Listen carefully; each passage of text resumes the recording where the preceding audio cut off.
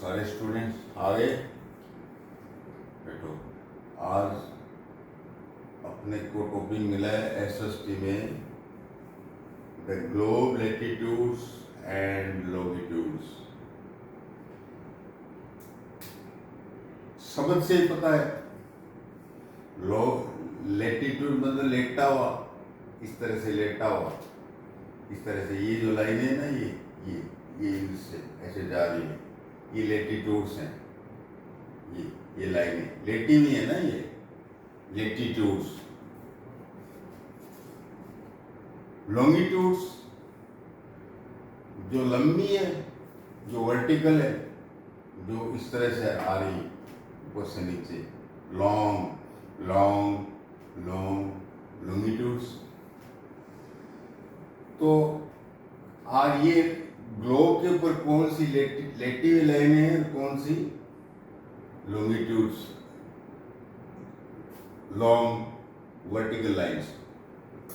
आज अपने ज्योग्राफी में ये टॉपिक मिला है पढ़ने के लिए। इस सारे इस टॉपिक का एक, जो कहते हैं ना, एक नारा, एक स्लोगन है।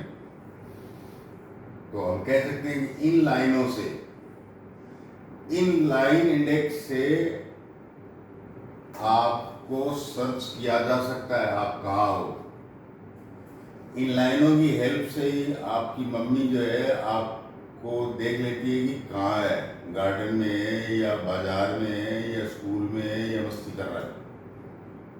इन लाइनों की हेल्प से मोबाइल जो है आपकी मम्मी को बता देता है कौन सी लाइनें, लॉन्गिट्यूड और लैटिट्यूड, लॉन्गिट्यूड और लैटिट्यूड। तो दोनों लाइनें आपके ऊपर जहां मिलती है, इसका मतलब आप वहां पर हो। इस तरह से आप यहाँ खड़े हो, यहाँ खड़े हो, तो ऊपर से आपके जो लाइन आएगी और इधर से जो लाइन जाएगी, वो दोनों जहाँ मिलेंगी वहाँ आप हो। ये बात जीपीएस या मोबाइल बता देगा आपकी मम्मी को, तो ध्यान रखना। ये आज के चैप्टर का एक प्रकार से हम कह सकते हैं स्लोगन है कि लाइन इंडेक्स से आपको सर्च किया जा सकता है। अब आप अपने जो शुरू किया था बिग बैंग थ्योरी से, 2 मिनट उस पर देख लेते हैं, पहले वाले चैप्टर से। बिग बैंग, बड़ा धमाका, धूल और उसके गुब्बारे, गैस धूल के गुब्बारे।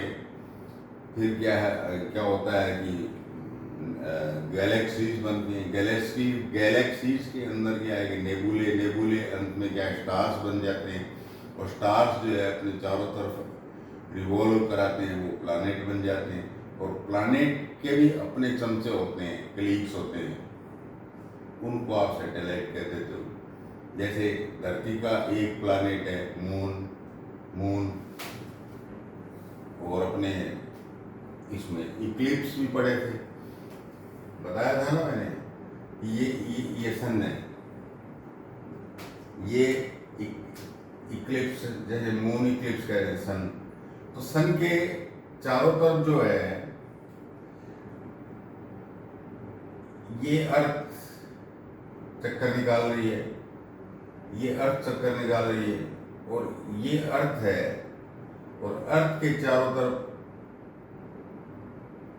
मून चक्कर निकाल रहा है, ये मून है। अब होता ये है कि फुल मून के दिन क्या होता है कि जो सन और मून दोनों 180 डिग्री पर होते हैं। फुल मून 180 डिग्री के पर होते हैं। तो सन क्या है कि मून को लाइट फेंक रहा है, और मून जो है फुल मून है, चमक रहा है, वैक्सिंग है, फुल वैक्सिंग। ओके। अब इसके बीच में कोई आ जाता है तो आपको अंधेरा नहीं दिखता क्या? आपको भी जैसे मान लो बीच सामने से कोई गाड़ी आ रही है रात को, आपको लाइटें दिखती रहती हैं, और बीच में कोई जानवर आ जाता है, तो उस जानवर जितना बीच में है उतना आपको उस लाइट में आपको अंधेरा दिखाई देता है, डार्कनेस। तो पृथ्वी पर मान लो आप यहाँ हो तो आपको डार्कनेस कब दिखाई देगी, इक्लिप्स कब दिखाई देगा? ये मून है, मून पर खड़े हो आप, ये मान लो सर्चलाइट है, वो गाड़ी आ रही है सामने से, तो आपको यहाँ मून पर खड़े हो, आपको बीच में अंधेरा कब दिखाई देगा? कि बीच में कोई आ जाएगा तब दिखाई देगा ना। तो बीच में कौन आ गई? ये धरती आ गई। तो अब आपको अंधेरा दिखाई देगा, कहां तक? यहां तक। ये आप यहां खड़े हो, ये तो सूर्य और चंद्रमा के बीच में जब अर्थ आ जाती है, लाइट रोक देती है, मून पर लाइट जा नहीं पाती, तो मून पर जो है अंधेरा दिखाई देता है और ग्रहण हो जाता है, इक्लिप्स हो जाता है, उसको ब्लड मून कहते हैं। और सूर्य ग्रहण का सन इक्लिप्स हालांकि आपके कोर्स में नहीं है, लेकिन ये वही अंधेरे वाली बात है।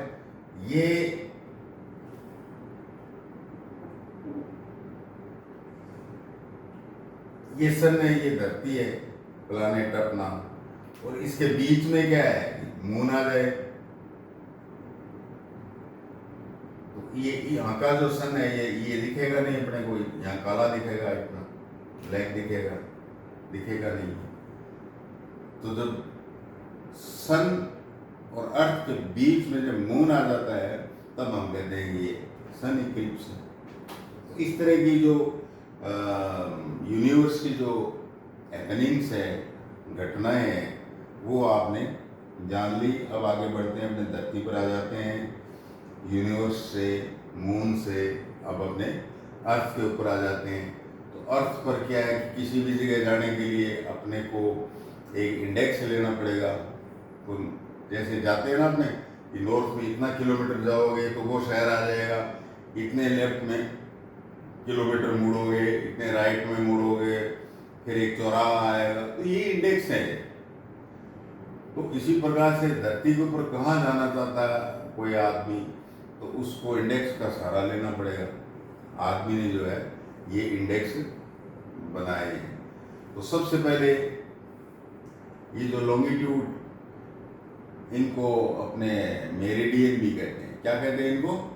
मेरिडियन भी कहते हैं। मेरिडियन का मतलब होता है मिड डे मेरिडियन। ये एक लैटिन शब्द है, वर्ड है, जिसको मिड डे कहते हैं। मतलब ठीक 12 बजे आपको, जब आपकी परछाई नहीं बन रही होती है, सूर्य आपके सिर के ऊपर होता है, आपकी कोई छाया नहीं बन रही होती है, तो उसको क्या बोलते हैं? ये मिड डे है, तो उसको मेरिडियन कहते हैं। तो ऊपर से सीधी, ऊपर से लाइन नीचे आ रही है ना, मतलब लॉन्गिट्यूड है वो। तो पुराने जमाने में उसका नाम मेरिडियन रख दिया, जैसे एटलस का नाम रखा गया था। जो ग्रीक देवता है एटलस की, जो बनाने वाला है, उसने सबसे पहले फोटो ग्लोब के लिए वो एटलस देवता को दिखा दिया, तो उसका नाम ये एटलस कर दिया, एटलस लाओ ज्योग्राफी में। तो वैसे ही मेरिडियन हो गया, ऊपर से नीचे, सूर्य से ऐसे नीचे। तो दोपहर की जो लाइन, मतलब दोपहर को जो सन अपने ऊपर आता है, छाया नहीं बनती है, उसको मेरिडियन कहते हैं। ये मेरिडियन जो शब्द है, मिड डे है, ये AM में काम आता है और PM में काम आता है। AM का मतलब एंटेमेरिडियम, पोस्ट मेरिडियन, मतलब बिल्कुल जब सूर्य आपके 12 o'clock ऊपर उठता है तो उससे पहले वाला जो समय है वो एंटी मेरिडियन, मतलब पहले मेरिडियन। और जो बाद में है 12 बजे के, 12 o'clock के बाद का जो समय है, उसको क्या कहते हैं? Post meridian, after meridian.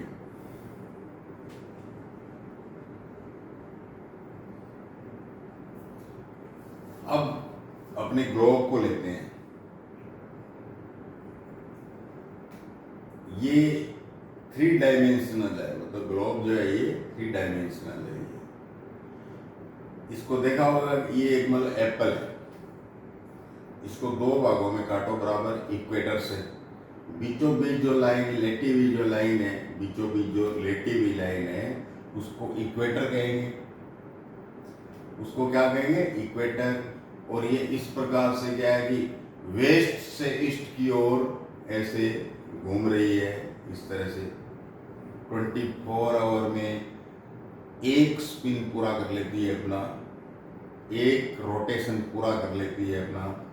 और आपने देखा होगा कि ये जो रोटेशन पूरा करती है ये इस तरह से 23 डिग्री इस तरह से थोड़ी सी झुकी हुई है। ये कितना डिग्री झुका हुआ है? ये 23 डिग्री। और जब ये वेस्ट से ईस्ट की ओर जाती है, इस तरह से यूं घूमती है, तो अपने को ये लगता है कि जो सन है, स्टार्स हैं, कोई चीज जो है वो ईस्ट से वेस्ट आ रही है, उल्टा। आप ट्रेन में बैठते हो, ट्रेन सीधी जा रही होती है, आप बस में बैठते हो, कार में बैठते हो, सीधी जा रही होती है। खिड़की से बाहर झांककर देखते हो तो आपको लगेगा कि ये जो बिल्डिंग्स हैं, ये पेड़ है, ये मतलब जो ट्रीज हैं, ये जिसको भी देख रहे हो, आदमी खड़ा है वहाँ बाहर, वो ऐसा लगेगा आपको कि ये ईस्ट से वेस्ट की ओर जा रहा है। इसी प्रकार से अपने को एक फील होता है कि सूर्य उदय होता है ईस्ट में और वेस्ट की तरफ जाता है। सूर्य उदय होता है ईस्ट में और वेस्ट में ये जाता है। तो इसी प्रकार से ये जो ये वेस्ट से ईस्ट की ओर जाती है, धरती रोटेट करती है, तो उधर से जो सन है वो इधर आता हुआ दिखाई देता है वेस्ट, और ये ईस्ट की तरफ जाती है, ये सारी सारी। तो इसके दो हेमिस्फेयर हो गए। जिस प्रकार से सेब को दो बराबर कट काटते हैं तो दो हेमिस्फेयर हो गए, नॉर्दर्न हेमिस्फेयर, सदर्न हेमिस्फेयर। जब आप इक्वेटर से ऐसे ऐसे काटो तो ये नॉर्थ पोल है, ये साउथ पोल है, ये मतलब 3 इंडेक्स से धरती है। 3 what do you mean 3 index? North pole, south pole और इक्वेटर, 3 इंडेक्स। और ये जो मतलब 3 रेफरेंसेस, 3 इंडेक्सेस, ये 23.5 यानी 23 हाफ डिग्री ये थोड़ा सा नॉर्थ पोल झुका हुआ होता है। और ये ऐसे ही होता है जैसे जैसे आता है ना, गर्दन में दर्द आ जाता है, सिकुड़ जाती है गर्दन, तो इस प्रकार से रखना पड़ता है अपने को, ऐसे ऐसे गर्दन को ऐसे चलो, ऐसे चलो।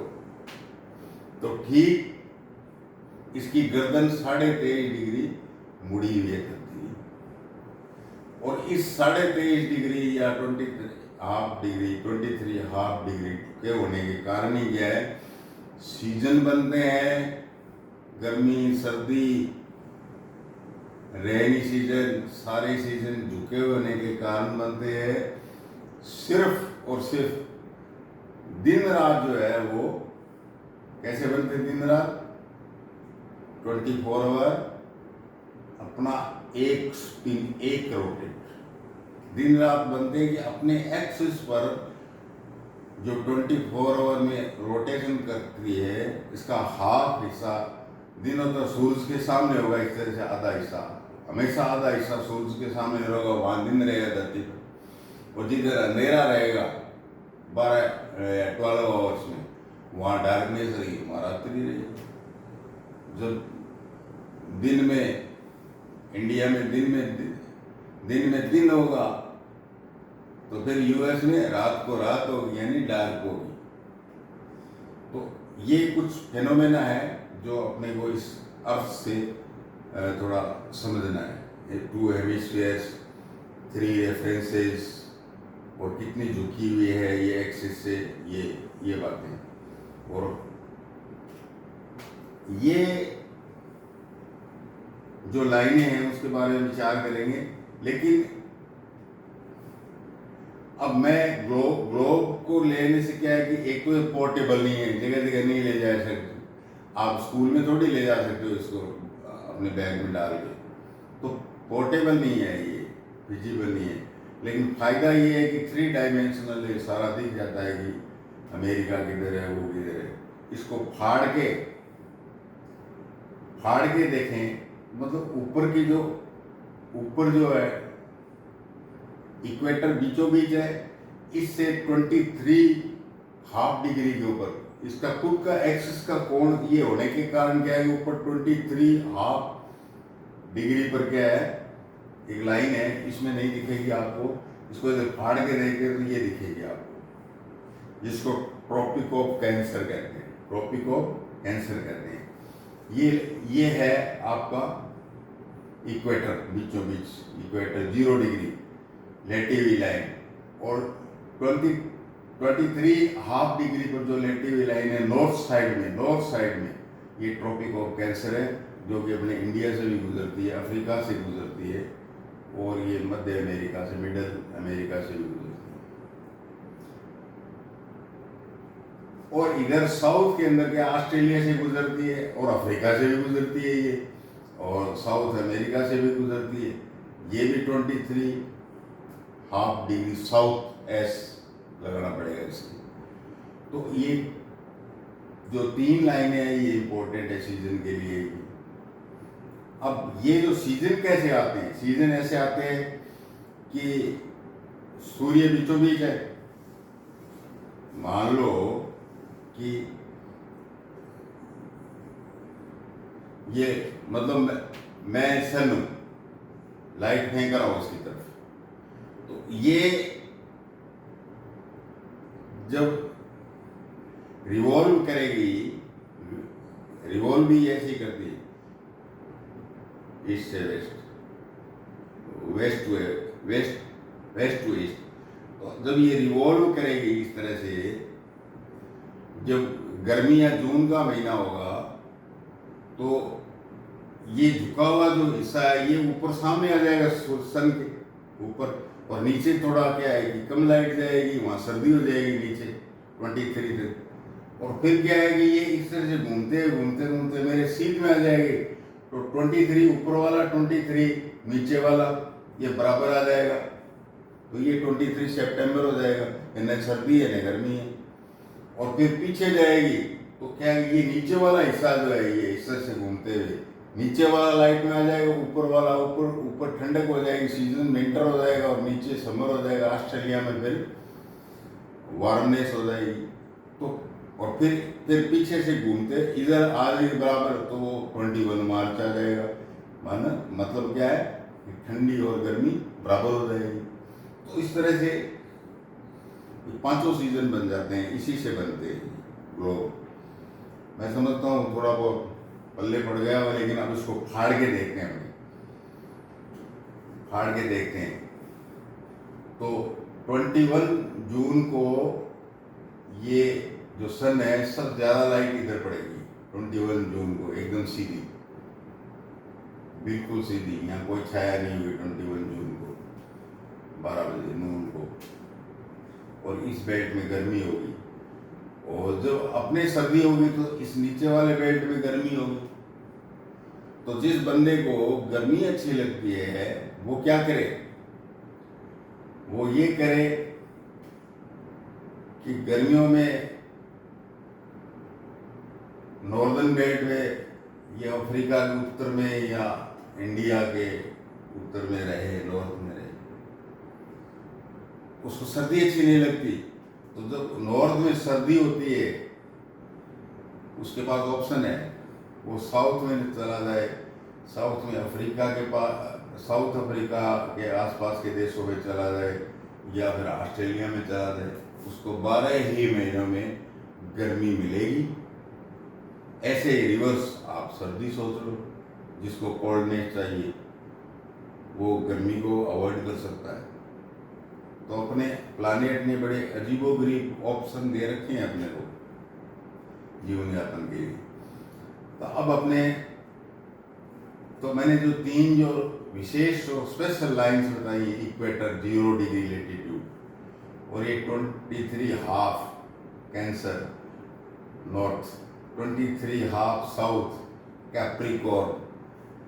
इस लाइन के बीच में ही सूर्य की रोशनी पड़ती है, आती है, आगे नहीं जाती, नहीं नीचे आती है। तो ये लाइन इंपॉर्टेंट है। अब एक क्वेश्चन बन जाता है, ऐसा कंटिनेंट बताओ जैसे north, south, Asia, Europe, Africa, Australia, कि जिसमें से होकर ये तीनों लाइन गुजरती हो, तीनों लाइन पास होती हो। ऐसा कॉन्टिनेंट कौन सा है? ऐसा कॉन्टिनेंट तो अफ्रीका है। देखिए आप, कैंसर लाइन भी जा रही है, इक्वेटर तो है ही है, और कैप्रिकॉर्न लाइन भी जा रही है। इसका आंसर क्या हुआ? अफ्रीका, जिसमें तीनों लाइनें पास होती हैं, जाती हैं। अब इसका जो मेन, जो अपने लेसन का जो मेन चीज है, वो जो अर्थ का ग्रिड है, जो अर्थ का ग्रिड है, दोनों लाइनें पैरेलल, लैटिट्यूड और मेरिडियन ऊपर से नीचे, या वर्टिकल या लॉन्गिट्यूड, इन दोनों में फर्क, डिफरेंस रखोगे तो एकदम से याद हो जाएगा डिफरेंस। ये जो पैरेलल रिलेटिव लाइनें हैं, ये टोटल 181 होती हैं। ये टोटल कितनी होती है? 90 लाइंस ऊपर की तरफ, 90 नीचे की तरफ। तो 90 प्लस 90 180। तो आप बोलोगे ये 1 कैसे आया? अरे भाई, ये 0 डिग्री में तो एक लाइन है, इक्वेटर, इसको भी तो जोड़ना पड़ेगा। तो टोटल हो गया ना 181। अभी अपने रिलेटिव जो लाइन है उनके बारे में बात कर लेते हैं। जो लोअर लेटीट्यूड कहलाता है, लोअर का मतलब है कि 90 से नीचे, मतलब 1 2 3 4 5 6, ये 30, ये सब क्या है, ये 23 तक ये लोअर लेटीट्यूड हो गई। और 90 ऊपर जाएगा, नीचे भी 90 नीचे साउथ पोल की तरफ आएगा। तो इसको हम क्या कहते हैं? इसको हम ये कहते हैं, ये हायर लेटीट्यूड है ये। तो इक्वेटर से दूर हायर लेटीट्यूड, और नियर लेटीट्यूड इक्वेटर के पास, नॉर्थ साउथ पास में, नियर लेटीट्यूड। लॉन्गेस्ट लेटीट्यूड जो है, अब धरती को ये गोल है, इस तरह से ये गोल है, ये रेटिव लाइन है ये। तो आपने यहां से यात्रा शुरू करी, बीचों बीच इक्वेटर पर ही जा रहे हो आप, तो ये लॉन्गेस्ट इक्वेटर हुआ या नहीं हुआ?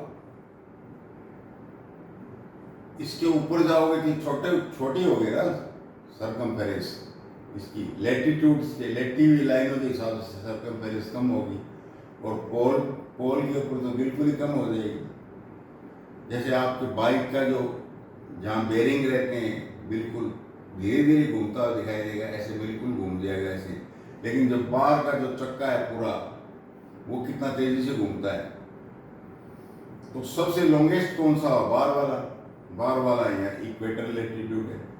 तो लॉन्गेस्ट, सबसे लॉन्गेस्ट लेटीट्यूड इक्वेटर, और सबसे कम पोल के पास जो 90 डिग्री नॉर्थ, 90 डिग्री जो साउथ है, वो सबसे कम। बस सीधी सी बात है। सबसे दूर लेटीट्यूड 90, इधर साउथ 90, सबसे दूर जो भी आंसर में आप बोल दीजिए फटाफट। अब आ जाता है कि इन दो लाइनों के बीच में मतलब क्या है कि 89 और 90 के बीच में दूरी क्या होगी? 38 और 39 के बीच में दूरी क्या होगी? 2 डिग्री और 3 डिग्री नॉर्थ में के बीच में क्या डिस्टेंस होगी? इस प्रकार से लेटिव लाइनों के बीच में दूरी कितनी होगी? आपको एरोप्लेन या बस या कार में जा रहे हो, एक लाइन से दूसरी लाइन ऊपर चढ़ रहे हो नॉर्थ में, या आप साउथ में नीचे की तरफ जा रहे हो एक लाइन से दूसरी लाइन, तो कितना डिस्टेंस पार करना पड़ेगा आपकी कार को? 111, याद रखना 111 मतलब 111 किलोमीटर। ओके, याद रह जाएगा, इसमें कोई फर्क नहीं है। क्या लेटिट्यूड्स या लेटिव लाइन्स के बीच में जो दूरी 1 की बताई है मैंने, इसमें पोल या इक्वेटर के बीच में कोई फर्क आएगा क्या? नो, कोई फर्क नहीं आएगा, 1 ही रहेगा। फर्क आएगा मेरिडियन में, लॉन्गिट्यूड में, वो अपने चर्चा करेंगे। इसमें कोई फर्क नहीं आएगा 1। तो आपको डिग्री पूछ लेगा ट्रॉपिक कैंसर पर। कैंसर और ट्रॉपिक पर डिग्री बताए हैं आप लेटीट्यूड की 23½ नॉर्थ। कैप्रिकॉर्न पर आप डिग्री बताइए 23½ कैप्रिकॉर्न, सीधी सी बात है। तो जो सूर्य नॉर्थ साउथ जो सन आता जाता है, इस एरिया को 23 to 23 साउथ, इस एरिया को आप ट्रॉपिक एरिया भी कह देते हो, टोरिड भी कह देते हो। टोरिड मतलब गर्म, टोरिड भी कह देते हो आप इसको। हॉट जोन है ये, दो कैंसर के बीच में, दो कैंसर, ये कैंसर और कैप्रिकॉर्न के बीच में ये हॉट जोन है। और हॉट जोन से ऊपर जो है 23½ का डबल करो, मतलब है कि 6½ नॉर्थ। ये लेटिव लाइन 6½ ऊपर है और ये नीचे यहां तक। ये रीजन जो है एक कैप्रिकॉर्न और इसके बीच का जो रीजन है वो लेटिव लाइनों का कहलाता है। क्या कहलाता है? Temperate zone. Temperate zone. तो इंडिया अपना जो वो है, पूछ लेगा क्वेश्चन कि इंडिया जो है ज्यादातर, इंडिया किस में है, कौन से जोन में? आधा तो टेम्परेट जोन में है और आधा जो है नीचे वाला और टोरिड जोन में। ये क्वेश्चन बना लेगा, पूछ लेगा आपको टोरिड, टेम्परेट। तो टेम्परेट में क्या होता है कि जो सन की जो रेज है वो थोड़ी तिरछी पड़ती है, सीधी नहीं पड़ती, ऐसे तिरछी पड़ती है, इसलिए गर्मी सर्दी थोड़ी कम रहती है। ज्यादा कम, वेरिएशन बहुत ज्यादा होता है टेम्परेचर। और यहाँ तो बीच में तो कोई वेरिएशन नहीं होगा, बराबर गर्मी पड़ेगी। अपने साउथ में जाते हो आप तो नॉर्दर्न जैसी सर्दी थोड़ी पड़ती है, नॉर्दर्न जैसी गर्मी थोड़ी पड़ती है। 50 डिग्री थोड़ी होता है वहाँ साउथ में, इक्वल रहता है टोरिड, बस नॉर्मल गर्म जो है। और 6½ नॉर्थ और 6½ साउथ इधर और ऊपर। इसके बाद में लेटिट्यूड्स को क्या कहते हैं, क्या बोलते हैं? Frigid zone. फ्रिजिड कहते हैं ना, फ्रिज, फ्रिज से वो चीज निकाल लो। फ्रिज का शब्द ही क्या है? ठंडा। फ्रिजिड जोन ठंडा, कोल्ड। सन की जो वहाँ पर जो रेज है वो बहुत ही स्लैंटिंग, बहुत ही झुकी हुई पड़ती है कोल्ड में सन से। तो ये क्या है कि अपने लेटिव लाइनों के बारे में थोड़ा ज्ञान कर लिया आपने, जो लेटिव लाइन है। अब अपने लंबी लाइनों पर आते हैं, लॉन्गिट्यूड्स पर। तो देखो, दुनिया ने इंटरनेशनल प्राइम मेरिडियन कॉन्फ्रेंस हुई, मीटिंग हुई कि भाई 1884 में लगभग हो गए 150 ईयर्स हो गए, लगभग हो जाएंगे नहीं। मीटिंग हुई, उसमें कहा कि जो कुछ ना कुछ तो आइडियल बनाने पड़ेंगे ना धरती के ऊपर। तो ऐसा कौन सी इमेजिनरी लाइन हो नॉर्थ से साउथ कि वहां 0 डिग्री टाइम हो। 0 डिग्री लाइन कौन सी बनाई जाए? आपको पता ही है कि जो एक सर्कमफरेंसेस होती है 360 डिग्री होते हैं, 360 डिग्री का एक पूरा जो है रिवॉल्विंग, 360 डिग्री, 360 डिग्री। और 360 डिग्री एक ग्लोब का एंगल क्या होगा, 360 डिग्री हो गया ऐसे घूमने से। अब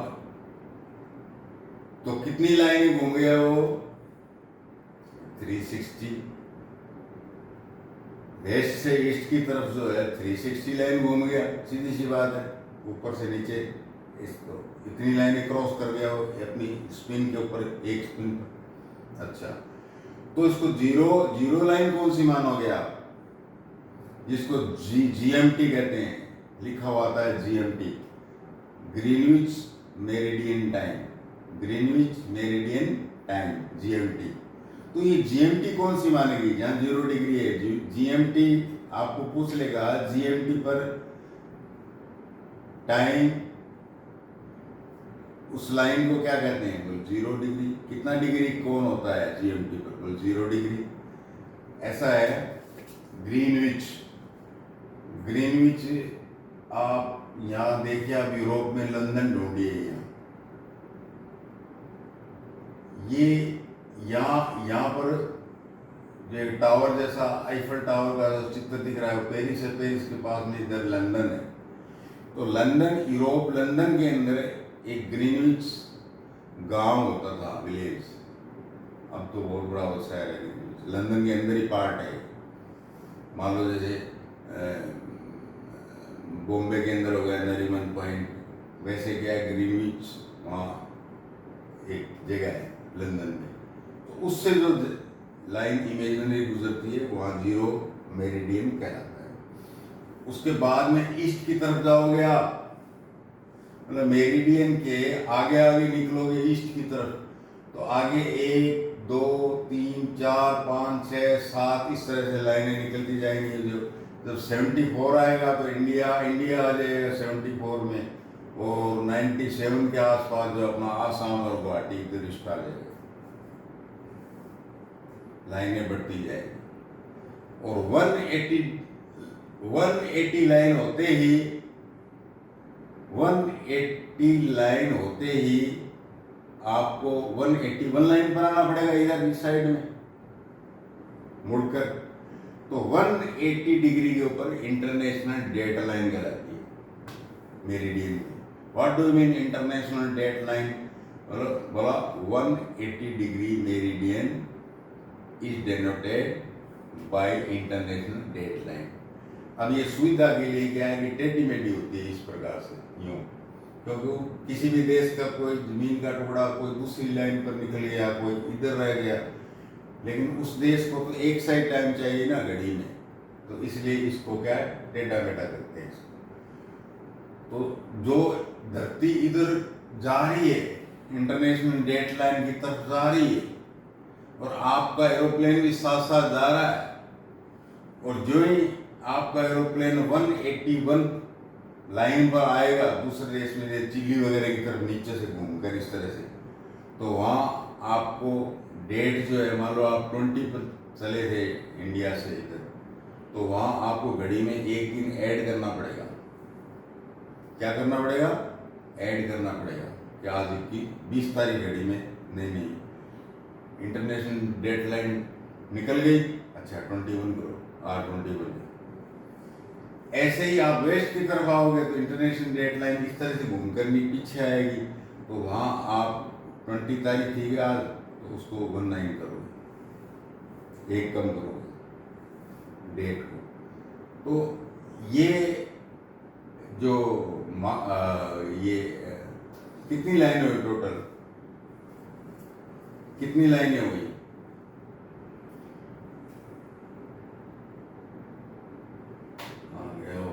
ये कर 360 लाइन हुई। वही बात है, ग्रीनविच को कौन जोड़ेगा, 0 डिग्री को इसमें जोड़ना पड़ेगा ना, +1 GMT 361। जैसे 181 लेटिव थी, वैसे ये 361 मेरिडियन हो गई इस तरह से, और 180 पर ये डेट बदल जाती है इसकी। अब वही बात होगी कि दो लाइनों के बीच में किलोमीटर, जैसे 1 बताया था मैंने, लेटीट्यूड दो लेटिव लाइनों के बीच में किलोमीटर, बोले 1 1 1। लंबी जो लाइनें हैं उसके बीच में किलोमीटर इस तरह से 111, वो भी 11 है, तो याद रखना ये 111, दो लाइनों के बीच की दूरी 111, और दो मेरिडियन के बीच का 11 किलोमीटर, 111 किलोमीटर, चाहे ये हो चाहे वो हो। लेकिन एक फर्क पड़ेगा इसमें, लैटिट्यूड में तो फर्क नहीं पड़ रहा था, इसमें फर्क पड़ेगा। इसमें जो लाइनें हैं ये देख रहे हो आप, पोलर के ऊपर तो सारी 360 है, इस पोलर के ऊपर जो है नीचे सारी लाइनें इकट्ठे हो गई, यहाँ फैल गई है इस तरह से, यहाँ ऐसे फैल गई है। तो यहाँ जो इक्वेटर जो फैली हुई लाइन है, इक्वेटर पर दूरी जो है दो लाइनों के बीच में 111 किलोमीटर की होगी। तो ये क्वेश्चन आपको पूछेगा, क्या दो लाइनों के बीच में किलोमीटर्स का फर्क आता है? आता है। कैसे आता है?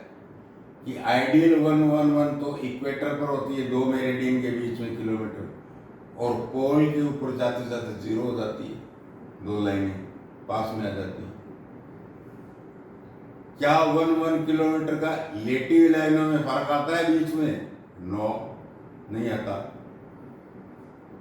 क्या सर्कमफेरेंस में लेटिव लाइनों में फर्क आएगा? बिल्कुल आएगा। इक्वेटर पर सर्कमफेरेंस जो है वो बहुत ज्यादा होगी, इस तरह से यहां से लेकर यहां तक ये ज्यादा होगा। ये आपका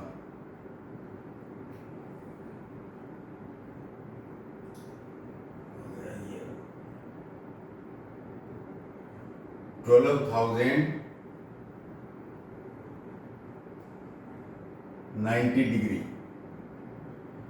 ये लेटा हुआ जो दूरी है ये कितना होगा? 12,090 डिग्री। ये फिर ऊपर जाओगे लेटिव लाइन, ये लेटिव लाइन, ये जो जो ऊपर जाओगे तो ये कम हो जाएगा, 5,000 किलोमीटर भी हो जाएगा, 6,000 किलोमीटर भी हो जाएगा। फिर ऊपर जो जो जाओगे सर्कमफेरेंस कम हो जाएगा, लेकिन दो के बीच की दूरी 1 किलोमीटर ये रहेगी। ध्यान रखना, लैटिट्यूड की बात कर रहा हूं मैं।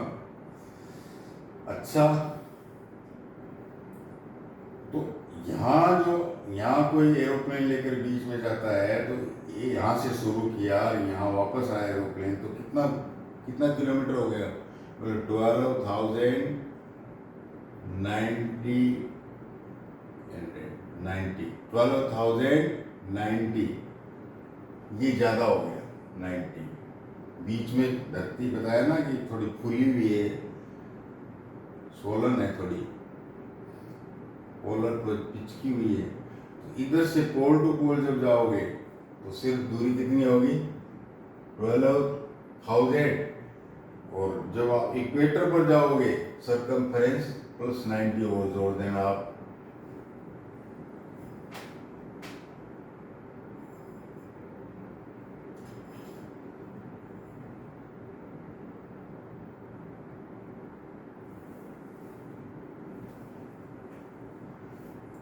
धरती के, ये तो बार बार की बात होगी, सर्कमफेरेंस की बात होगी। जब आप अंदर से जाओगे, क्रॉस होकर ऊपर नॉर्थ पोल से सीधे अंदर से लेकर ऐसे आए आप, यूं सीधे नीचे गिरे,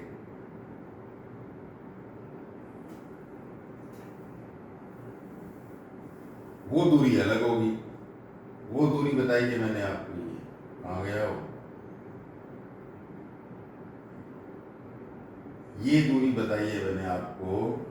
जब आप इस अंदर की दूरी बताइए, इस लाइन से इक्वेटर के एक पॉइंट से दूसरे पॉइंट पर जाओगे तो 1290 होगा, और आप अंदर फाड़ कर, मतलब फाड़ कर सीधे जाओगे, फाड़ कर इसको, तो 12,090। और जब आप ऊपर से नीचे के ऊपर पोल टू पोल फाड़ कर जाओगे तो सिर्फ 12,000 होगा। फाड़ कर जो है 90 डिग्री ज्यादा होगा, और जो सर्कमफेरेंस घूमने वाली है वो तो ज्यादा होगी, वो तो ज्यादा होगी, वो तो उसका तो डायमीटर ज्यादा होगा। सर्कमफेरेंस डायमीटर से देखते हैं, वो ज्यादा हो गया। वो जो है वो भी 90 डिग्री से ये आपका इक्वेटर जो सरकमफेरेंस है वो भी क्या है कि वो ज़्यादा रहेगा, ये 40 से अबोव। मिडल जो इक्वेटर पर जो सरकमफेरेंस है घूमने का वो 40,000 से ज़्यादा रहेगा इक्वेटर पर, और फाड़ कर जाओगे सीधी तो वो 12,000 से भी ज़्यादा होगा, 90 डिग्री 90। और जब आप ऊपर से नीचे पोल टू पोल फाड़ कर जाओगे तो 12,000 किलोमीटर होगा। और जो सीधे जाओगे सरकमफेरेंस इस प्रकार से करोगे वो 40, मतलब 12 और 40 का है होगा। सरकमफेरेंस में आपको 40,000 लेना पड़ेगा, और आप फाड़ कर जाओगे तो आपको 12,000 लेना पड़ेगा। ये सीधा सीधा सा हिसाब, इसको देख लेना आप। अब क्या है कि मेरिडियन क्या काम आते हैं, टाइम लोकेट करने के काम आते हैं। लोकेटिंग प्लेस हो तो काम प्लेस को तो बताती है, टाइम को भी बताते हैं कितना टाइम हुआ है। अब क्या है कि ये लोकेटिंग प्लेस तो आपका मैंने बताया ना, ऊपर वाली लाइन और नीचे वाली स्लैंटिंग लाइन, ये वर्टिकल और हॉरिजॉन्टल लाइन जहाँ कट मारेगी वही प्लेस होगा आपका। तो मान लो दिल्ली का है,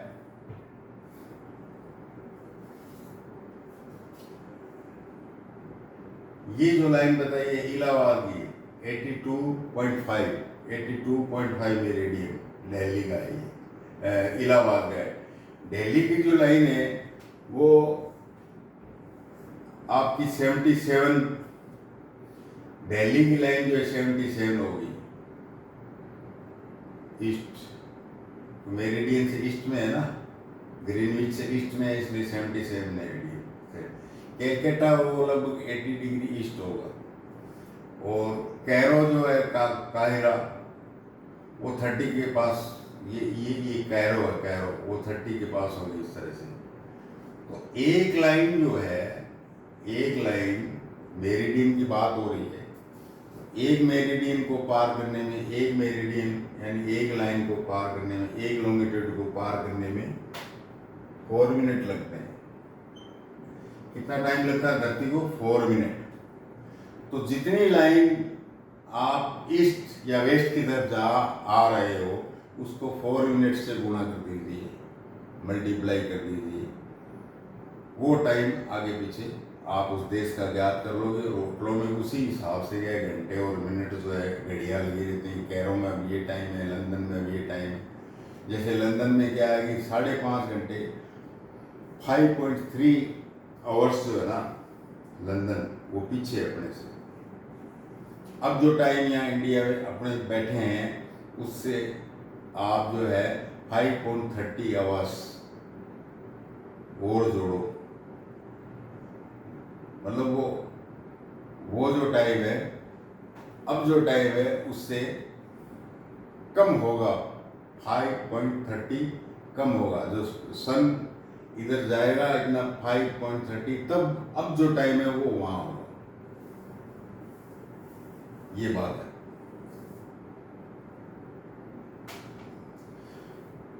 तो मान लो 15 लाइन पार कर गई धरती, 15 लाइन पार कर गई धरती, 15 × 4 60, 1 घंटा 1 our.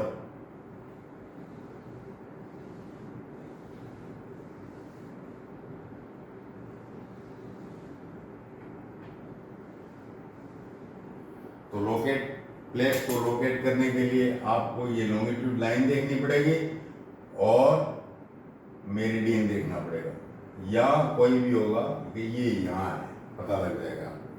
Locating places of the globe, Delhi यहाँ है, ये बात है। जैसे दिल्ली के लिए ये लाइन कौन सी है, ये आपका ये तो 28 हो गया और ये 77।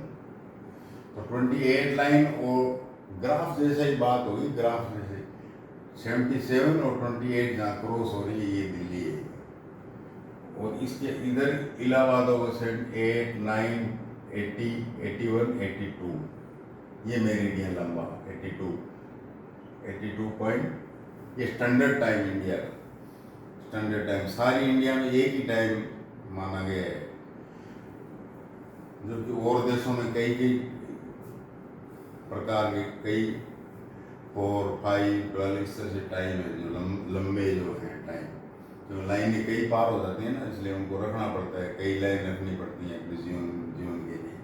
वही बात इंटरनेशनल टाइम मेरिडियन कॉन्फ्रेंस हुई 1884 में, उसने बताया कि 24 घंटे में धरती घूमती है अपनी एक्सिस पर, और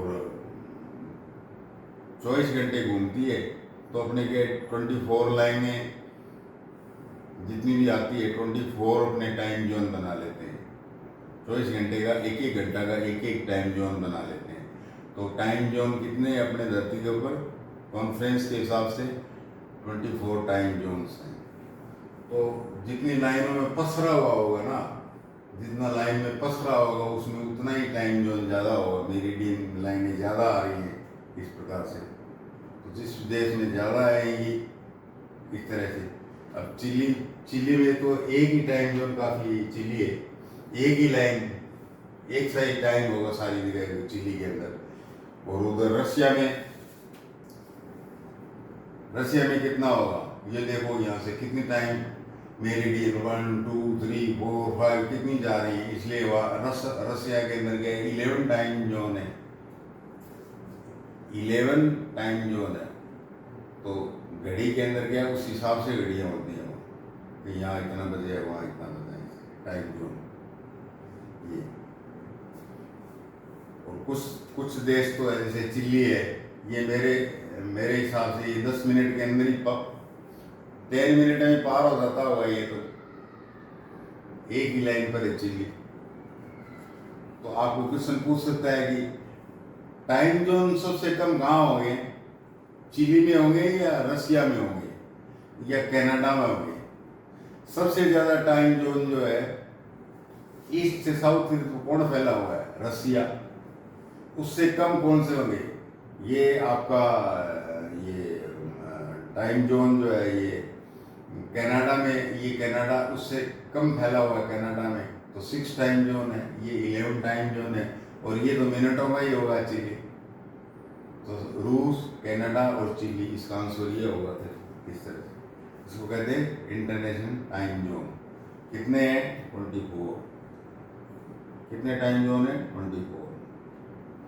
इंटरनेशनल डेट लाइन मैंने पहले ही बता दिया, वो वेस्ट से ईस्ट की तरफ जाओगे तो ऐड करोगे एक डेट पूरी इससे, और इधर आओगे इस चिली की तरफ आओगे इसमें टाइम जोन में, इधर आ जाओगे तो आप ये माइनस कर दो, एक डे माइनस कर दो।